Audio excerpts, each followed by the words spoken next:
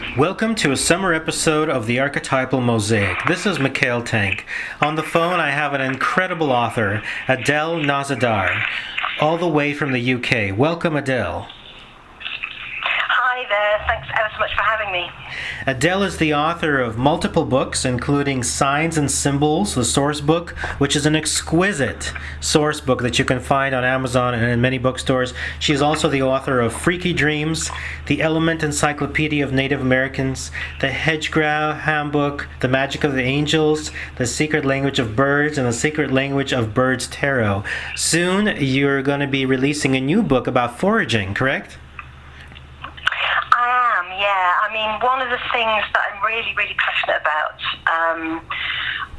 which, funnily enough, the Signs and Symbols book gave me an opportunity to encompass just about everything I'm interested in. But one of the things that I really, really love are plants. I find them fascinating. There was a very famous plant person in the UK called Richard Mabey who described plants as having 25 senses at least. And a lot of what I do here in the UK is teaching people about plants with regard to their edibility or usefulness in other ways. I've written 2 books about that, and I've got a third one coming out this late summer, early autumn. So thanks for giving me a chance to plug that. It's always nice. Yes, I'm looking forward to that book, and I'm sure many people are. How would you define foraging in our current day and age? Because it must be different from a long time ago. It doesn't need to be. The thing is, part of the thing that fascinates me about foraging is the fact that when you go out there and pick the wild plants that we've been gathering for at least the last 6,000 years, then there's nothing really between you and that person all those centuries ago. You're doing it for the same reasons. What's changed is the way human beings operate in the world has changed really dramatically, I would say, in the last 200 years. So maybe the motivation for doing it these days isn't quite so much life and death, which it used to be. But nevertheless, foraging or picking wild foods, for the purposes I outlined before, for edible purposes or medicinal purposes, is something that's ingrained in our DNA. For me, the biggest part of it, actually, Mikhail, is going outside. I don't think we spend nearly half as much time outside as it's healthy for us to do. And also, I think going outside just makes me feel happy. And I like to share that with other people. That's beautifully said. And you brought up something important, that foraging connects us to our predecessors, which is very archetypal. We're doing the same action, and it brings us to another realm in a way. Do you know what? It absolutely does. And it's a very sensory realm, because when you're outside, you can smell the earth. I'm going to sound a bit fanciful now, really, but there was one particular day that I just had to do something I didn't really want to do, and I was feeling really miserable. I went outside and I picked some sage for the dinner that I was cooking, and just the action of going out there and smelling the wet mud and picking out sage and rubbing the sage and sniffing it, which I always do because it smells amazing, it just made all those kind of troubles just fall away. And they didn't mean anything anymore, because I was doing something that was really, really simple and sensory, and I knew that I'd feel better in a few days' time, but that was just like a reminder that it's such a simple thing to do, and it's so enjoyable. So I'm waffling a little bit, but I hope you get the sense of what I'm trying to say. I absolutely do. It connects you to the senses and to the earth, and it grounds you. What about during the process of foraging and originally? How did people find what's beneficial and what's detrimental? What's poisonous? It's a very good question. It's a really good question, and all the science that we have about plants now is really, it's down to an awful lot of experimentation, an awful lot of dead bodies along the way. So we're quite lucky. What would happen? Because once you get into foraging, you get into all kinds of things, and inevitably the history of medicine comes into that. So archetypally, you have the old man or woman up the lane or living in a remote place who you go to when you need something fixing in your body. And what they would do is they would mix together a bunch of different plants. And how we initially decided what plants were going to be right for what part of the body was via something called the doctrine of signatures, which I'm sure you've heard about. And that means that they believe that if a bit of a plant looked like a part of the body, then that was the way that the gods were telling us what the plant should do. Tragically, it doesn't always work. So, for example, something like digitalis that looks a little bit, they believed it looked a little bit like a heart, is a heart regulator, but it can also kill you. And so the doctrine of signatures was, as I say, for a long time the only way we could tell, or the only way we could decide. But again, it doesn't work. So it's trial and error and experimentation. And if you think that these people largely couldn't read and write, their way of identifying plants was all to do with how they look, how they feel, how they were named was very important as well. So even now, not disregarding the Latin technical names for plants, but the folk names can tell you an awful lot about how people used to think. For example, nettle. The word nettle comes from an Anglo-Saxon word meaning needle, and it refers to the stings. So when you start looking into this aspect of plants, you're starting to learn a little bit about how people used to think about them, and how we still do. You know, it's interesting you brought up nettle because where I originate from, Russia, nettle was used for hair products because it helped build new hair follicles. At least that was assumed. So I love nettle. I love nettle. You know, on your website, you're an author, forager, and enthusiast. How would you define enthusiast? Because that's so broad. That's probably why I chose the word. I'm interested in lots of different things.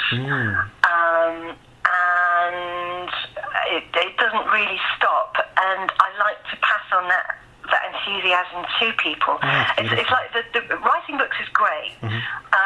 But what happened when I wrote my first plant book is instead of just sitting in a room writing stuff, it meant that I could go out in front of people and share with them the things that I found out, and also get information back from them. So when I say enthusiast, it just means that I'm really, really enthusiastic about sharing what I know with others, and also learning. I don't think you ever stop learning things, and I have to say, I've probably taken out thousands of people now over the last few years on these kind of walks, and there's not a single time that I haven't picked up new information, which is just really exciting. That's gorgeous. So by enthusiast... hang on, you must be an enthusiast, right? Because it takes an enthusiast to put a radio show together. I mean, you do it for fun and because you love it, don't you? Oh, yes. And of course, I was telling a couple of people, I was saying, this is the best university I could ever want to be in, because I get to choose my own teachers and I get to ask the questions. And that's it. Yeah, that is really, really fun thing with me. You know, I didn't actually go to university. I mean, sometimes I think, sometimes I wish I had, but then I realised that all the things that I've done probably wouldn't have happened. And I didn't go because there was I wanted to do everything, and I couldn't do everything, so I ended up doing nothing. But you know... By enthusiast, in a way, you're saying you're really, truly alive and living, as opposed to, a zombie lifestyle. You're alive, and you're aware, and you're sensing, and you're sharing. So, now I understand what that really means. Let's say it's about synapses connecting, isn't it? So you can probably see connections between lots of different things, and I can too, And radio is a really good way to convey that enthusiasm as well, and give other people a chance to talk about theirs. Yes. So thank you for doing this. Oh my God! Thank you for doing what you do. You're wonderful. I mean, when I was in Barnes & Noble the other day, this is one of the perks of having a radio show. I was on the Barnes & Noble. I saw your book, and I was like, wow. Because I do have a book called The Book of Symbols by Aras in New York, and I actually presented in Sicily to Jung's family once, which was wonderful. And then I saw your book, Signs and Symbols Sourcebook, and I was like, this is exquisite. I went back and forth. I bought it, and then I was like, let me contact this wonderful author, because your book is really cool. Extraordinary. I mean, let's just talk about it. How did you choose which signs and symbols to include, and how did you organize them? I started writing this book when I was 7. It's the way people think about themselves and the environment that we're in, i.e. the planet, I believe is not, I don't think we're so very different. I think all races, all human beings are pretty much the same if you scratch the surface. That's where I come from. And I think that if we can understand the symbols that we use, then we've got a kind of common currency in language. That was the basis of me experimenting with this idea. I didn't realize what I was doing when I was 7. I was just interested in non-verbal communication. Because it wasn't a serious thing, but when I was born, I was deaf, so I couldn't actually hear anything until I was about 7 or 8. It was a simple operation, and I think it was down to that, really. And I just kept on collecting them. So after a while, everything becomes a symbol, and there's a word that I can't think of that means that something is a symbol of itself. So, for example, if I see an apple, that apple isn't just a piece of fruit. If you slice the apple in half horizontally across its axis, you break it open, you see the 5-pointed star inside, which is partially, I believe, why it became such a potent symbol in the Bible. And that same star, that same shape is the trajectory followed by the planet Venus. Now, ancient man, looking at the stars in the sky, thought that Venus was 2 different planets, or 2 different stars rather. And they didn't realize that one planet orbiting could make such a perfect, exquisite 5-pointed star shape. And then that star itself, which you can find inside the apple, gives that symbolism to the goddess Astarte. It was used as a sign of war, which is why you see it on American tanks. And so you see what I mean? It just rolls on and on and on, and it doesn't stop. And you start to see connections between so many things. And coming to the other question, how did I decide what was going to go in and what was going to go out? Quite frankly, I could probably write the same book over again with what I've collected since that book came out and things that people have sent me. And the answer is I did my level best to put in everything. I just tried to put everything in. And because I'm not academic, things have to be really simple for me. Thank God. And there were lots of symbols books, and I had a lot of them myself, but I didn't understand them. They're really, really technical, and I just wanted to know, what does it mean? And so there wasn't a book out there that did that, so I had to write one, but as I say, it took a while.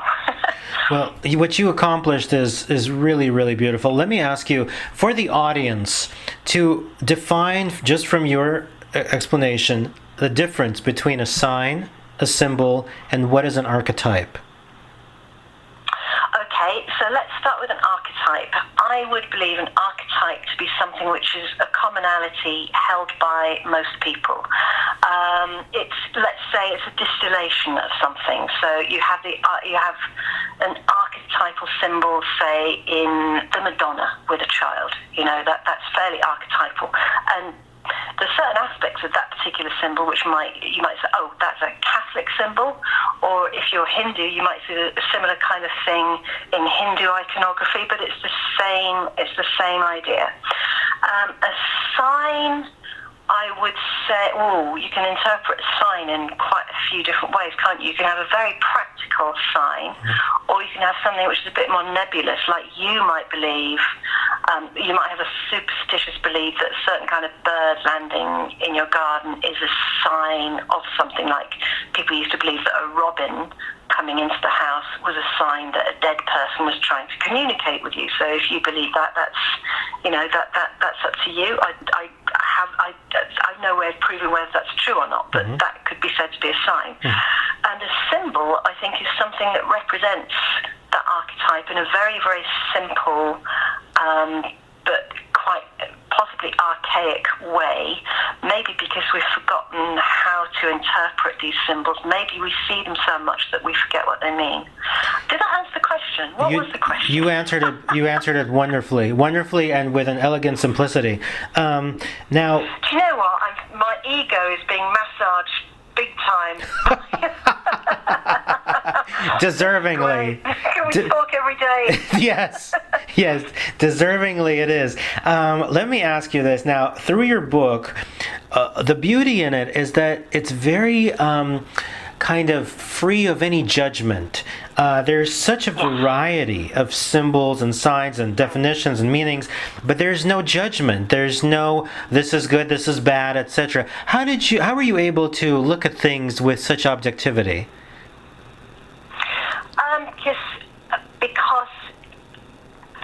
Because this book isn't about me. It's not about me. Although I have to say I do try, I fail very often, I do try to remain objective. If I can, I try to kind of take a middle ground on things. Some things that are going on in the world right now defy anyone to be objective, yes, I would say. But with something like this, which I think has to transcend religion, has to transcend cultural barriers, has to transcend all the silly things that we put in the way of really truly understanding humanity, it had to be neutral because of that. And I wanted people to pick it up and think that they could be any of these symbols in this book because they belong to all of humanity. So I knew when I was writing it that it had to be really, really level, and it wasn't about what I think at all.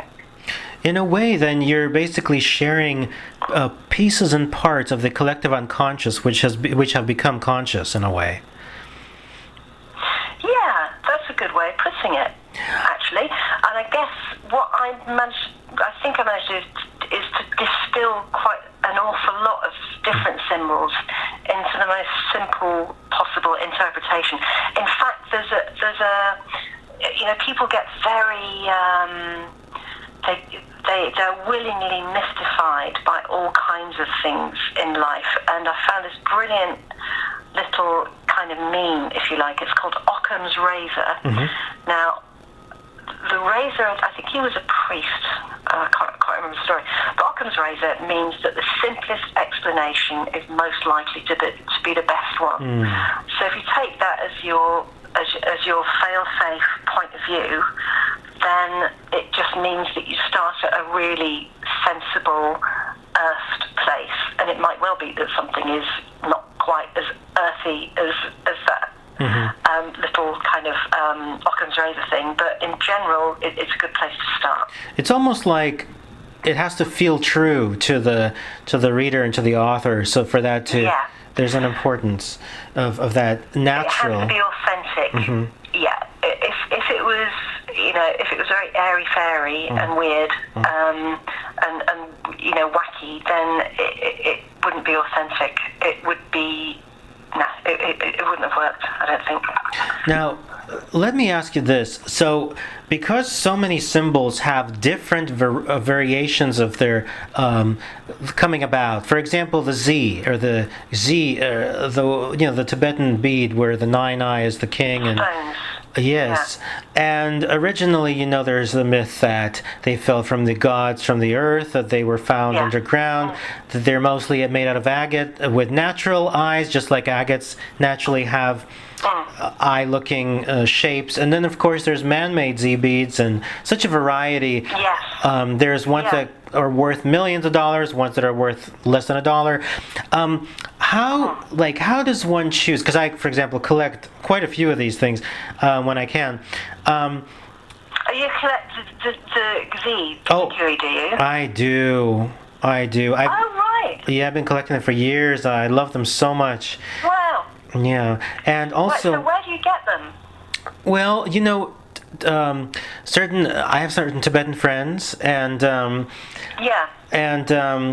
of course, there's a great Chinese population which is really adores Z beads, and there's so many varieties of them. There's 24 karat gold ones, which of course are not natural. Of course, there's the agate. There's just a variety. I did a whole show about Z beads actually, and the thing is, there's really no clear history about that because.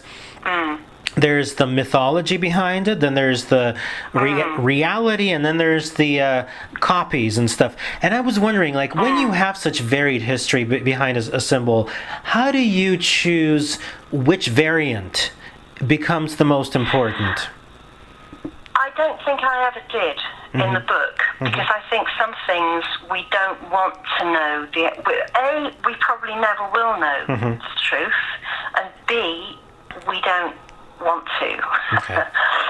It's like you always want to know what's in the box, but a part of you doesn't, because it would take away the mystery of it.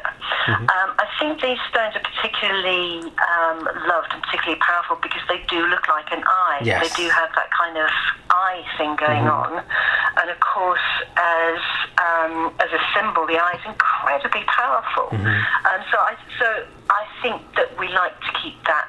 I think we like to keep some things mysterious, so we won't ever know the truth about it.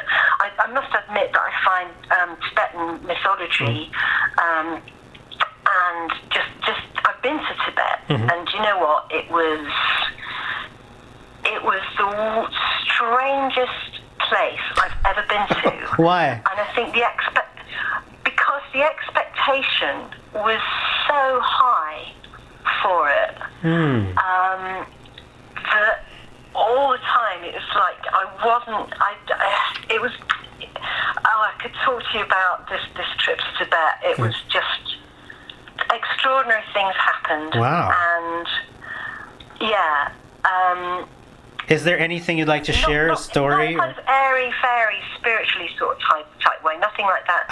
And it's to do with the people and the atmosphere. I saw Chinese soldiers jackboot marching in the opposite direction. You know the pilgrims go on a sunwise route around sacred buildings. So it happens twice in the day, once at dawn and once at dusk, and it's really lovely. And I saw Chinese soldiers jackbooting in the opposite direction, which is the height of bad manners and rudeness, pushing people out of the way. And to witness something like that and not to be able to do anything about it just made me feel sick, to be honest. But the Tibetan people were so tolerant. It was almost worse because it looked like the Chinese soldiers were doing this to try and start the fight, and they just couldn't do it. And it was really... It was just, it's choking me up right now. Thinking about it. There were other things as well. I see what you mean. There's a lot of tension, right? Tremendous tension. There's a huge amount of tension, and it was just seeing the way people reacted. But there was other stuff as well. As I say, when you go to somewhere that has a massive expectation, and you've read things about, and it's already mythologized, and the place itself is a symbol of oppression now, isn't it? But also the way of the peaceful warrior. So to actually be somewhere like that was so strange and alien and odd but wonderful I was incredibly lucky to get there. Did you get any Z's over there when you were there? I didn't, no. Okay. Although, funny enough, I used to have a small shop selling fair trade goods from Tibet and Nepal, and I used to sell them when I could get hold of them. Beautiful. I've still got a couple knocking around, actually. Ooh, that's fun. We might need to talk about this later. Yes, we will. Let's discuss a few more symbols that, for example, I adore. I'm not sure how to pronounce this correctly, but I wear one from New Zealand. The manai, the bird, right? The beautiful... Oh, yeah. Tell us about this symbol, because it's angelic. It has several creatures in it, and what does that represent to you? Have you met the Maori? I have been to New Zealand, and I've met Maori people. We didn't actually discuss this particular symbol, but I think you find a thing in Maori art, which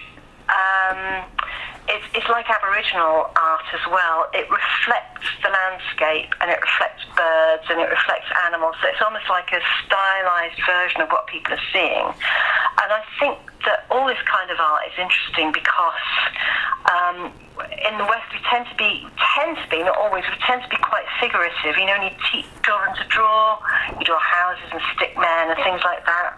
And these guys don't really have that same linear attitude towards that artwork. So I do think that what you're looking at in all those kinds of art and symbols is something that's very, I quite like the free-form nature, you know, the kind of curves.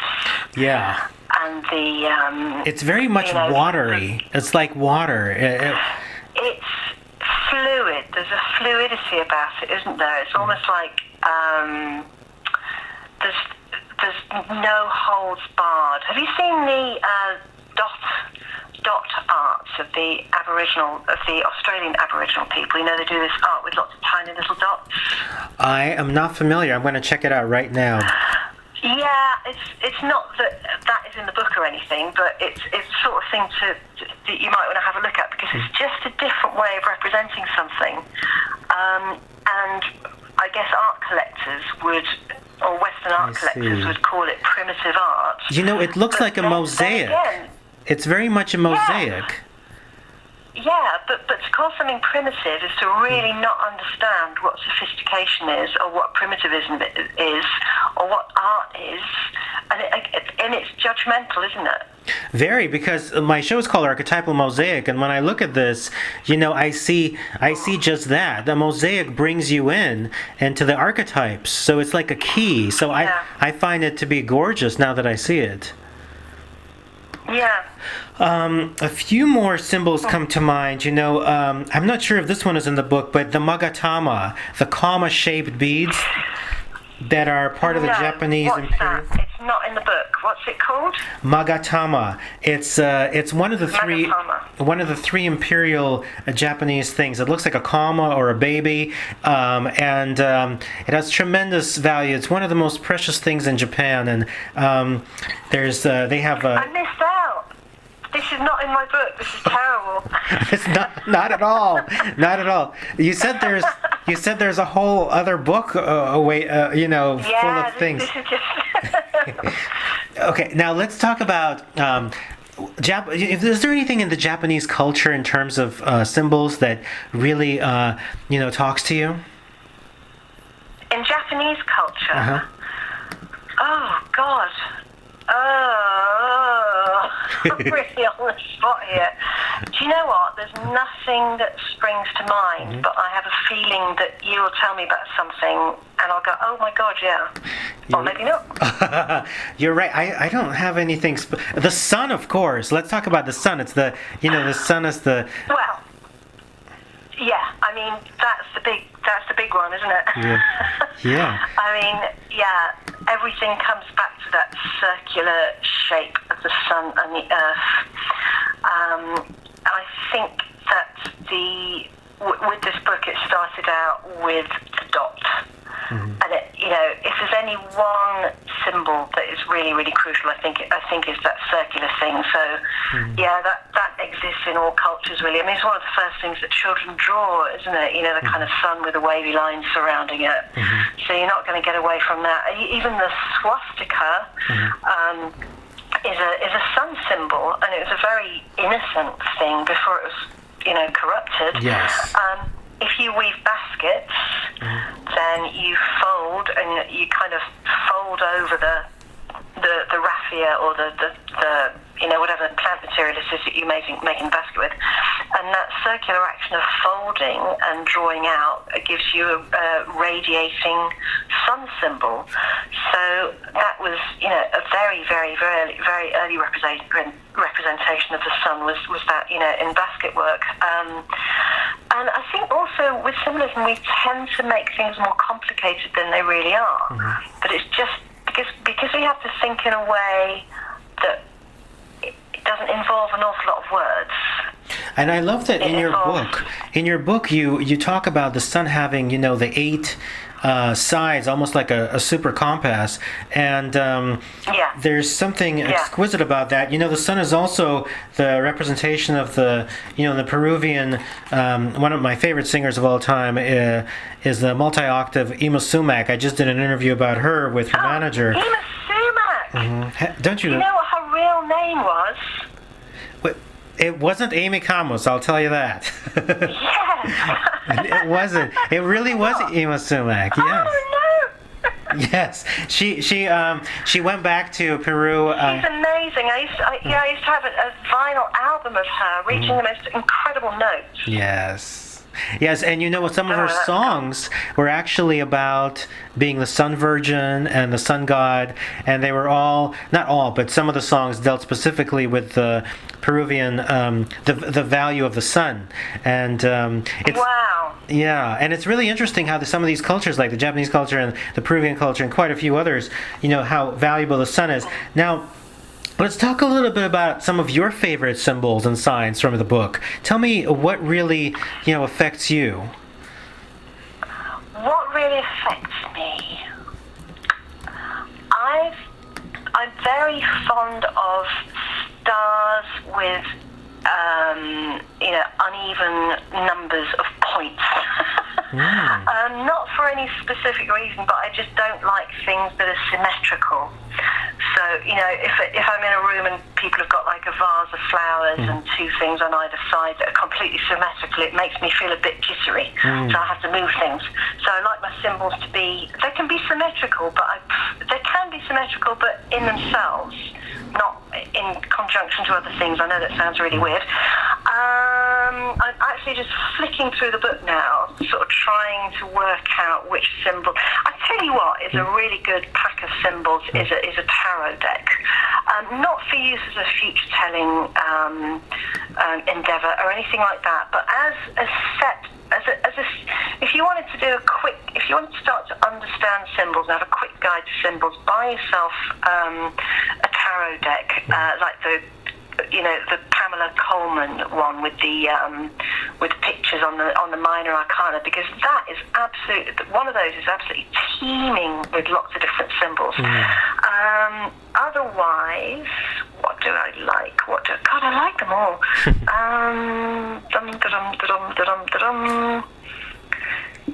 Oh, God, blimey. It's really hard. I have to say that I don't have any tattoos. But if I had to have a tattoo, if it is under force of, like going to die or have a tattoo, the one that I'd have would be a dot. Just a tiny dot, just one pinprick, because I think everything, it's like the sun. Everything starts with that black dot. I also... I like the thing that happens if you stare at the sun and then you shut your eyes and you get a negative image on your retina. So you get, you get the sun looking black and the outside looking white.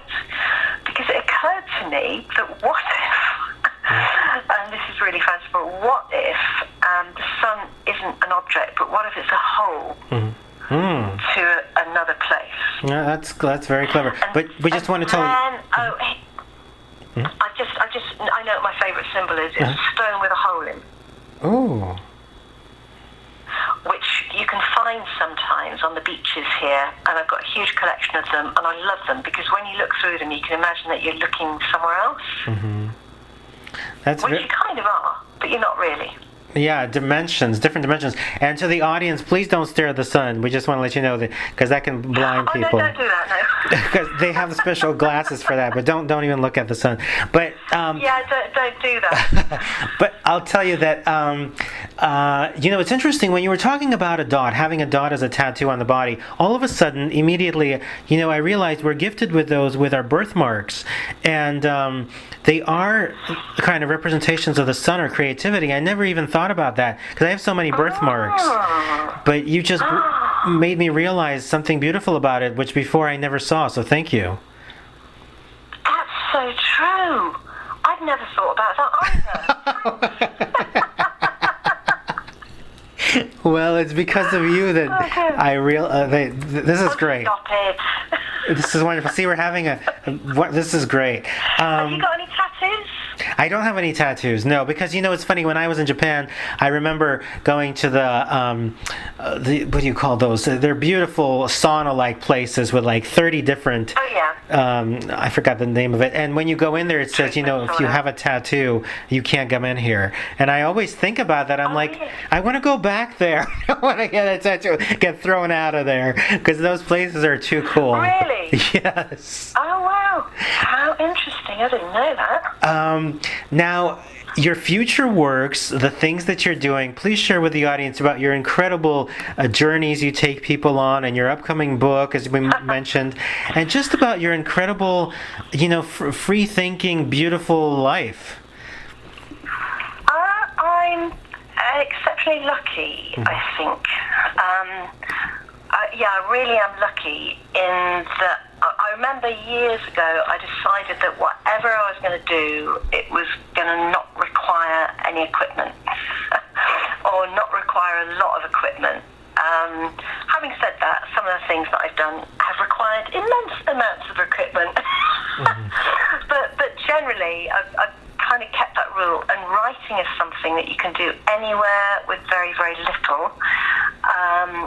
Taking people out foraging requires me to be outside, which largely I prefer, and with people, which is great, and people that I've never met before, which is fantastic, and it enables me to pass on information to them which could be really useful, in that if we are currently trashing the planet, you've seen all the news about plastics, etc., and with all the kind of chemicals that we're pumping into the atmosphere and all kinds of other things, we are divorcing ourselves. We think we're divorcing ourselves from the planet, but we're not really. And going outside makes people realise that actually mankind is just another aspect of the natural world, and everything that we do affects it. If we're stuck inside in front of a screen reading about toxic chemicals being poured into the oceans, or those kind of horrible things, then we're divorced from it. If we go and have a look, then we suddenly start to feel responsible for it. And if we know what is happening on the planet, and if we know about trees and plants and flowers and birds and bees and animals, then we start to love it. And if me getting people outside and passing on some of the things that I know means that they start to engender a real love for this place, which is the only home we've got, let's face it, then for me that's job done, really. So I wrote a book which came out, I think, probably 6 years ago now, called The Hedgerow Handbook. And it was a very, very simple guide to the wild plants that grow in Britain. Subsequently found that most of these plants are available all over the world. I didn't know that at the time. And what's happening now is I've been taking out more and more and more children with their parents. And I realised that kids ask all the questions that the parents don't want to ask. The parents don't want to seem stupid. Mm-hmm.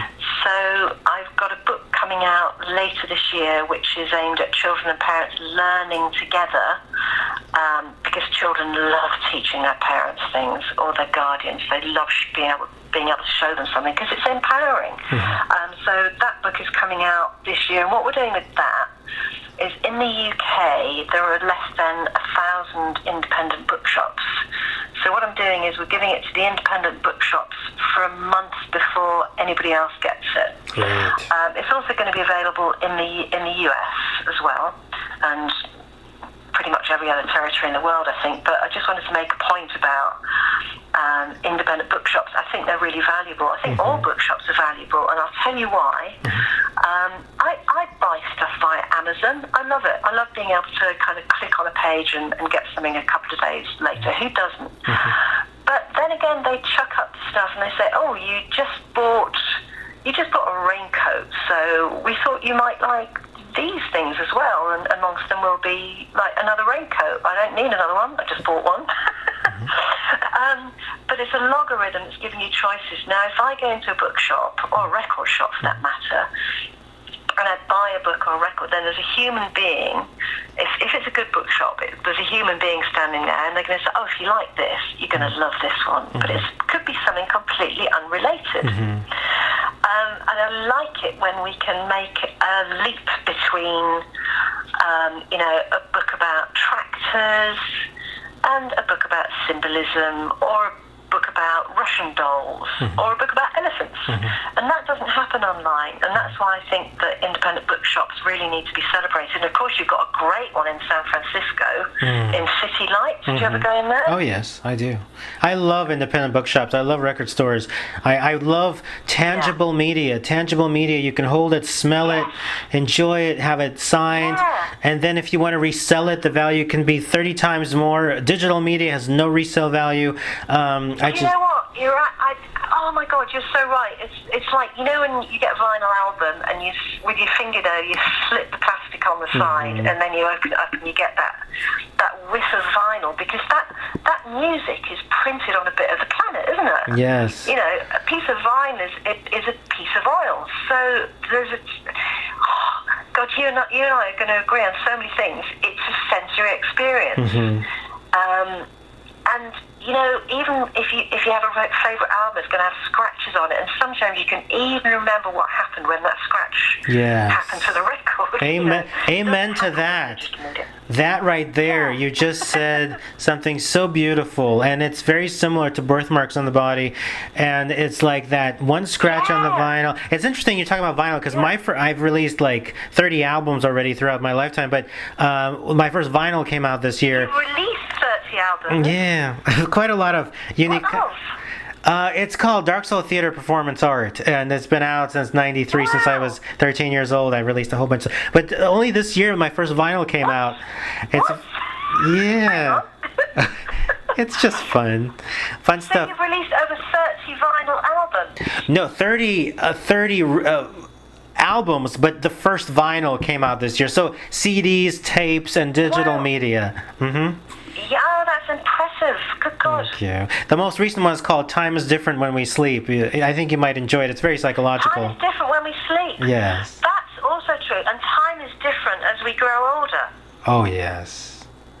The way it moves, especially. That's in a Stephen King book, which I love. I made a film about it. It's called My Pretty Pony. It's about time going much, much, much faster as you age until it just disappears. It's so true. That is so true. It's scary. Let me ask you this question about the future of foraging. If you know, people colonize on Mars or elsewhere, do you think that foraging would be available, you know, in a different planet? Can we bring these things there, or what can we do in that sense? Well, why not? Why not? I mean, if you think there's a plant called greater plantain, which is very, very, very common. That didn't exist in America until the settlers took it there, largely on the soles of their boots. So why not? I don't know quite how it would work in terms of the atmosphere, but I guess it's a possibility. And maybe there's stuff there already, but like Richard Maybe saying that plants have, he's a scientist by the way, saying plants have 25 different senses. Humans have 5, so what if there is plant life there already, and all the probes, etc., that we're sending up there are just not able to detect anything, because human beings are maybe we're not as advanced as we think we are. Maybe we're not as clever as we think we are, and maybe because we tend to think that we're superior on this planet, what if we're missing out a whole load of other stuff? Like, for example, I've got 2 dogs, and they're brilliant. I love them to bits. All they own, between the 2 of them, is 2 collars, 2 leads, and 2 bowls. That's all they need. That's really smart. I've got stacks and stacks and stacks of stuff. I've got to pay taxes. I've got to get my car fixed. I've got to do all these things, and my dogs just kind of sit there wagging their tails, going, "Let's go chase a ball." It's a good point. So I think, so I think if you think about it like that, then yeah, there's probably loads of stuff going on Mars, but we just can't perceive it. That's a very beautifully said statement. We never know. There might be other kinds of plants, maybe even invisible ones or something of that nature. Who knows? Adele, I just want to share your 2 websites with our listeners. One of them is adelenozedar.com, ADELENOZEDAR.com, and the other one is Foraging.com. How did you come with the name of Brecon Beacons? What is that? It's where I live. I would say that the Adele Nozedar one, I haven't updated it for a while. The Brecon Beacons is a range of mountains here in South Wales. They're the highest mountains in this part of the UK. And I'm looking at them out of my window at the minute. And so the beacons are, a beacon is like a fire, a signal made with fire. And the beacons used to be one of the places that, the top of the beacons, apparently a couple of thousand years ago, used to have fires on top of them. There are quite a lot of old burial places and dolmens and things like that around here.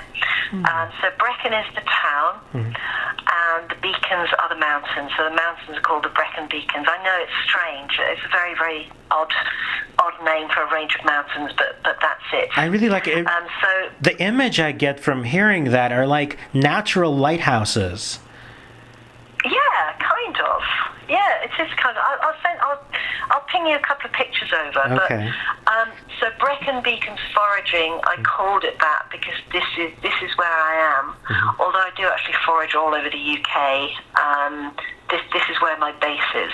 So that's the website that is more liable to be. In fact, I do update that pretty regularly because it's got events and things on like that. I'm not as diligent as I should be about my own personal website, which I should be really, and I'm feeling a bit guilty now. Oh, not at all. I think that's totally normal and typical for, I think, a lot of people, have, the majority of their stuff on their website, but it's not necessarily updated. That's why social media is so beneficial. Yeah, that's it. Yeah, exactly. I'm pretty active on Facebook, to be quite honest. Okay. I like the cats, Yeah.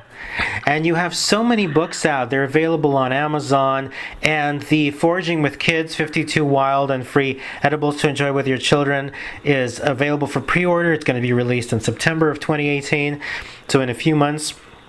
And altogether you have... Not long now. Not long at all. And altogether, you just have a beautiful body of work in your authorship and your writing. And, you taught me today what the meaning of enthusiast is, and I concur with you completely. It's so nice to speak to you. How do I find your website so I can have a look more closely at what you're doing? Oh, thank you. My website is simply mikhailtank.com and mikhailtank.com. And then social media is @mikhailtank, verified. And then the Time is Different When We Sleep is available on iTunes, Amazon, and pretty much absolutely anywhere because it's through a pretty large distributor. So thank you for asking me. That the audience can hear that as well. No, it's good for people to be reminded. Yeah. I'm really intrigued now to find out more about what you're doing. Oh, thank you. And I do love San Francisco. Yeah, whenever you come to this area, let's have lunch. I think that would be amazing. I think that would be a very very good idea. I'm due a trip soon, Yes. so we'll sort that out. We've had the incredible author Adele Nozedar on The Archetypal Mosaic. Dear audience, thank you for listening. Thank you, Adele, for being on the show. Thanks for having me. It's been a blast. I've really enjoyed it.